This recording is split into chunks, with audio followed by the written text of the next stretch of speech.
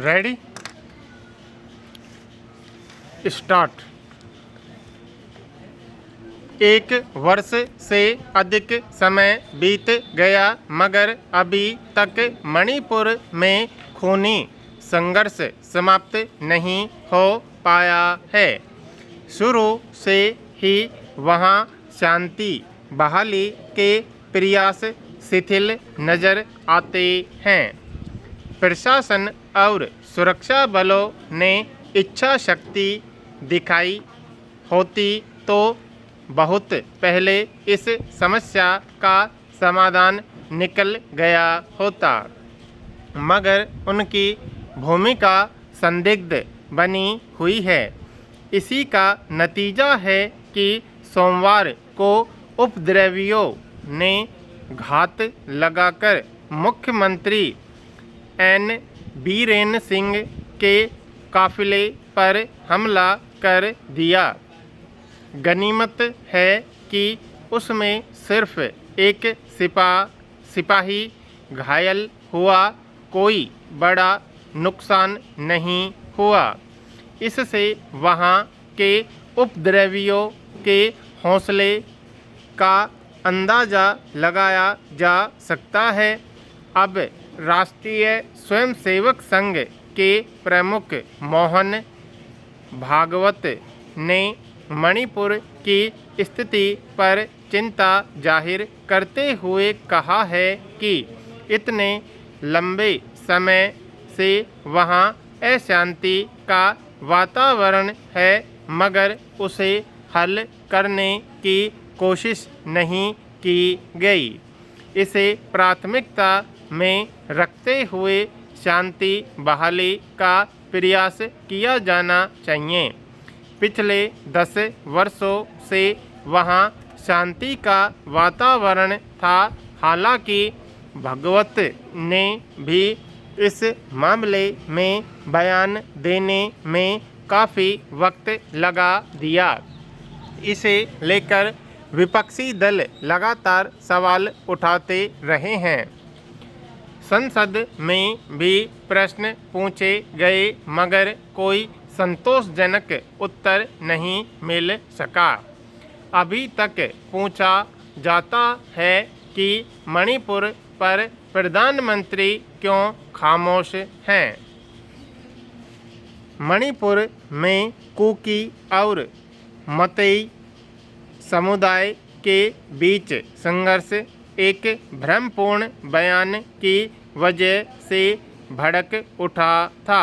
हालांकि अब वहां की अदालत खुद इस संभावना को खारिज कर चुकी है कि मतई समुदाय के लोगों को जनजातीय समुदाय का दर्जा दिया जाना चाहिए, मगर न तो राज्य और न केंद्र सरकार मणिपुर के खूनी संघर्ष को रोक पाई है। शुरू में जरूर केंद्रीय गृह मंत्री वहां गए थे, मगर फिर कोई उल्लेखनीय कार्रवाई नहीं हो सकी। बाद में सर्वोच्च न्यायालय ने मामले का संज्ञान लेते हुए जांच और कार्रवाई के लिए समितियां गठित कर दी, मगर उसका भी कोई नतीजा नज़र नहीं आ रहा। पिछले वर्ष मई में शुरू हुए इस संघर्ष में अब तक 250 से अधिक लोगों के मारे जाने, 400 से अधिक लोगों के घायल होने, हजारों घरों के जलाए जाने और 60,000 से अधिक लोगों के विस्थापित होकर राहत शिविरों में शरण लेने के तथ्य उजागर हैं। सरकारों को अब यह बहाना जरूर मिल गया है कि मणिपुर के संघर्ष को रोकने की कार्रवाई सर्वोच्च अदालत की निगरानी में चल रही है, इसलिए वे इसमें बहुत हस्तक्षेप नहीं कर सकती, मगर यह उनका अपनी जिम्मेदारी से पल्ला झाड़ लेने का एक और तरीका है। यह समझना मुश्किल है कि कैसे कोई भी कल्याणकारी सरकार अपने नागरिकों को इस तरह मार काट करते देखती रह सकती है। राज्य सरकार तो इस मामले में शुरू से नाकाम साबित हुई है, मगर केंद्र सरकार ने इस पर अपेक्षित गंभीरता क्यों नहीं दिखाई समझ से परे है।